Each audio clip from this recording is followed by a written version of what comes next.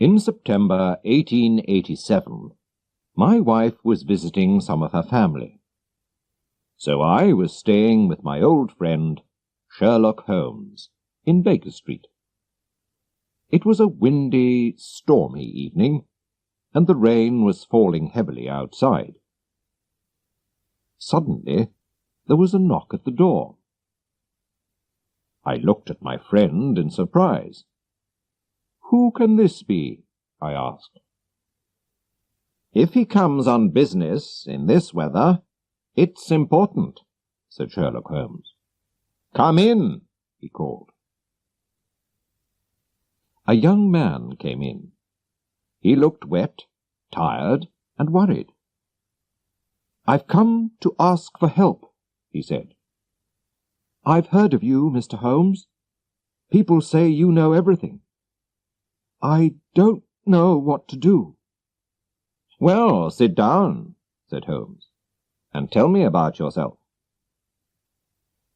The young man sat down and put his wet feet near the fire. "My name is John Openshaw. My father, Joseph, had a brother, my uncle Elias, who went to live in America when he was young. He made a lot of money there. He didn't like the black Americans, so during the Civil War he fought against the men from the North and with those from the South. But when the South lost the war, and there was equality for black people, Uncle Elias left America. So, in 1869, he came back to England and went to live in a large house in the country. He was a strange, unhappy man. He did not want any friends, John Openshaw went on, and he often drank a lot. But he liked me, and when I was 12, I moved to Uncle Elias's house. He was very kind to me. I could go anywhere in the house. But there was one small room at the top of the house which was always locked. Nobody could go into this room. One day, Uncle Elias got a letter from Pondicherry, in India. "I don't know anyone in Pondicherry," he said. But when he opened the envelope, 5 little orange pips fell onto his plate. I began to laugh, but stopped when I saw my uncle's white face. "K, K, K!" he cried. "Oh, my God, they've found me." "What do you mean, Uncle?" I asked. "Death," he cried, and ran upstairs. I looked at the envelope, which had 3 Ks on the back. There was no letter. Who sent it? And why was my uncle so afraid? Uncle Elias went immediately to the secret room and took out a box, which also had 3 Ks on it. He burnt all the papers in the box and said to me, "John, I know that I am going to die soon. My brother, your father, will have all my money and my house after my death, and you will have it all when he dies. I hope you can enjoy it, but if not, give it to your worst enemy. I'm afraid that my money brings death with it." I didn't understand what he meant, and nothing happened for a few weeks, so I did not feel so worried.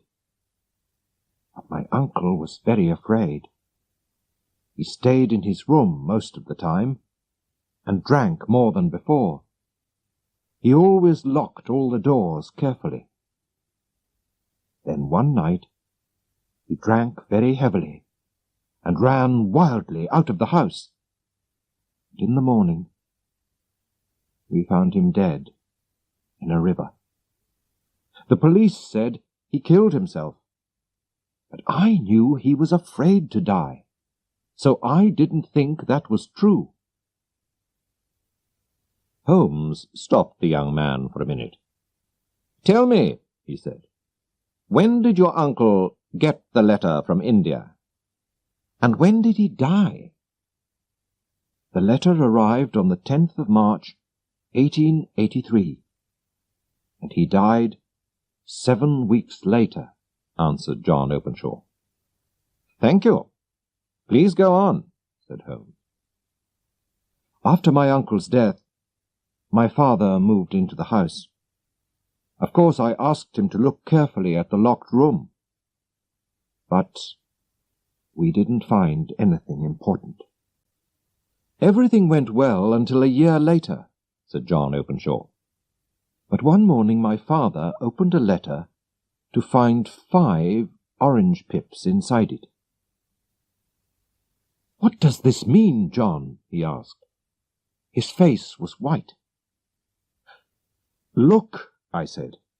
"There's KKK on the envelope. Those letters were on Uncle Elias's envelope too."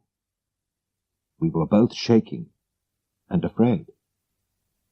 "Yes, and this time it says, 'Put the papers in the garden.'" "Which papers?" "The papers in Uncle Elias's box. He burnt them," I said. "And where does this letter come from?" my father said. He looked at the envelope. "Dundee, Scotland." "Well, I don't know anything about pips or papers. I'm not going to do anything." "Father, you must tell the police," I said. I remembered my uncle's letter from India. I was very worried. "No, they'll laugh at me. Let's just forget about it," he replied. 3 days later, my poor father went to visit an old friend who lived some miles away.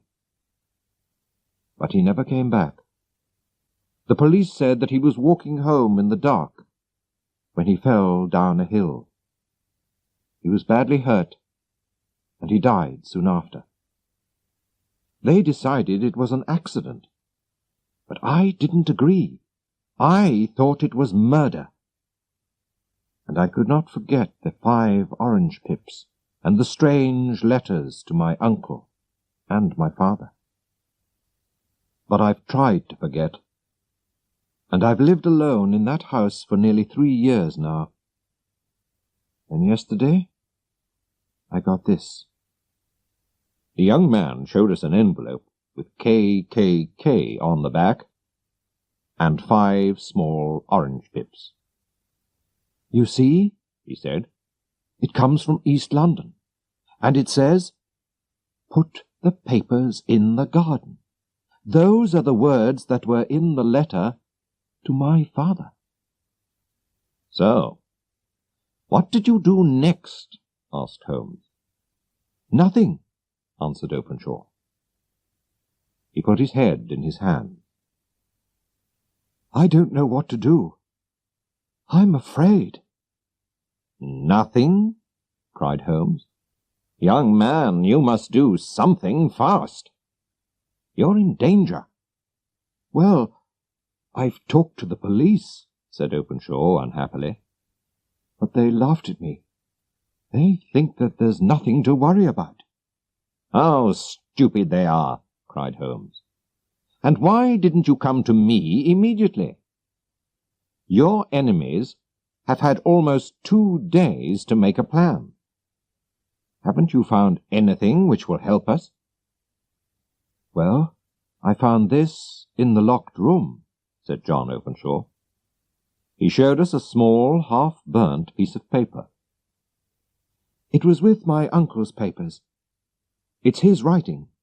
Look, it says, 'March the 7th, 1869, sent the pips to 3 people, Brown, Robinson, and Williams.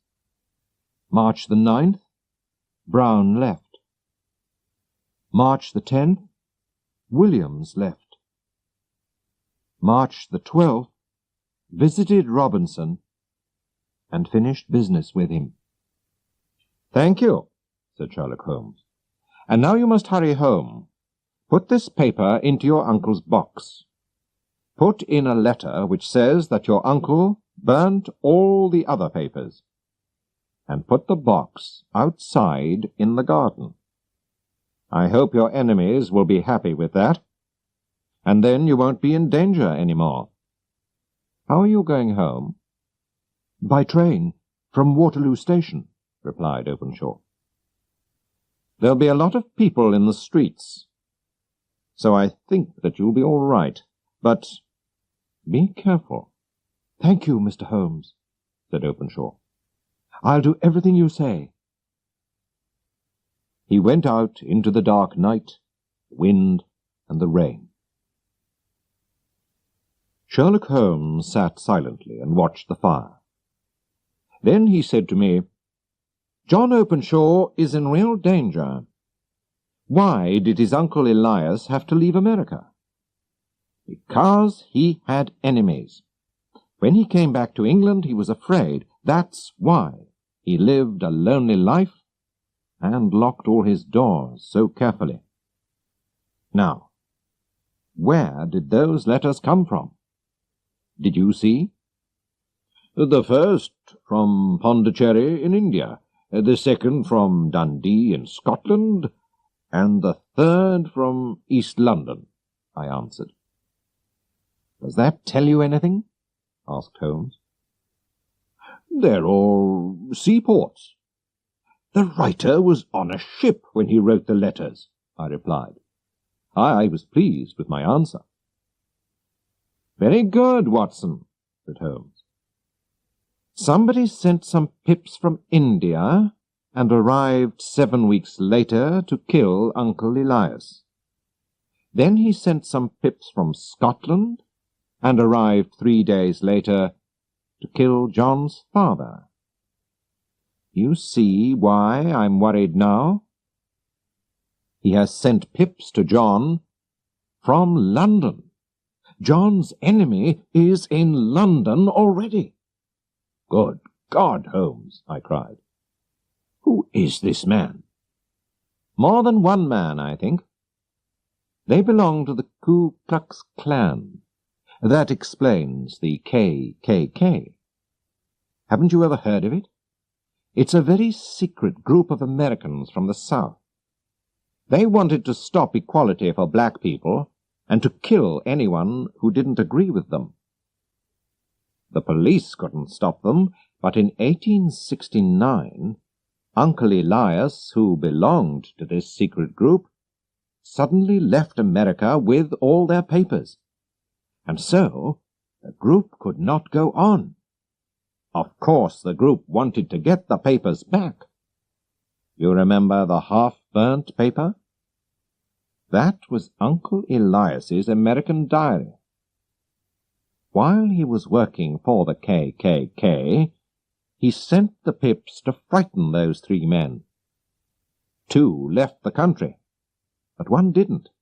So the KKK finished business with him. Or killed him. The KKK always worked like that." "Well, I hope they won't kill young Openshaw," I said. But they did. The next morning we read in the newspaper that John Openshaw was dead. A policeman found him in the river near Waterloo Station.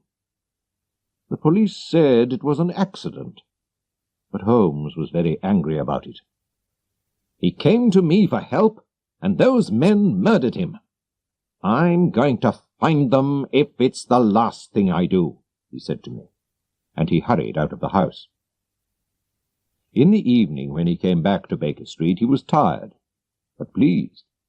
"Watson," he said, "I know the names of Openshaw's enemies, and now I'm going to send them a surprise. This will frighten them." He took 5 pips from an orange and put them in an envelope.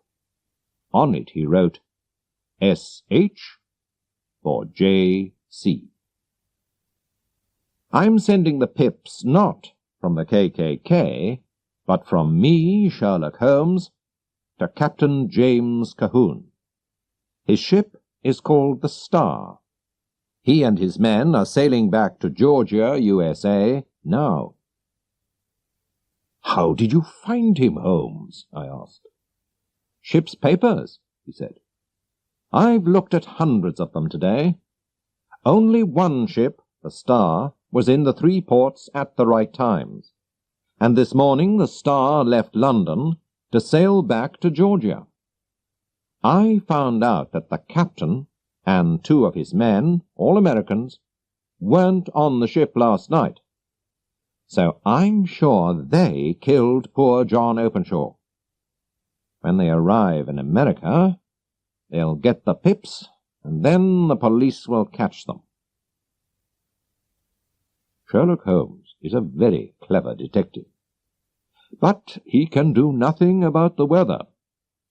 The winter storms at sea that year were worse than ever, and so the Star never arrived in Georgia, and nobody saw the captain or his men again.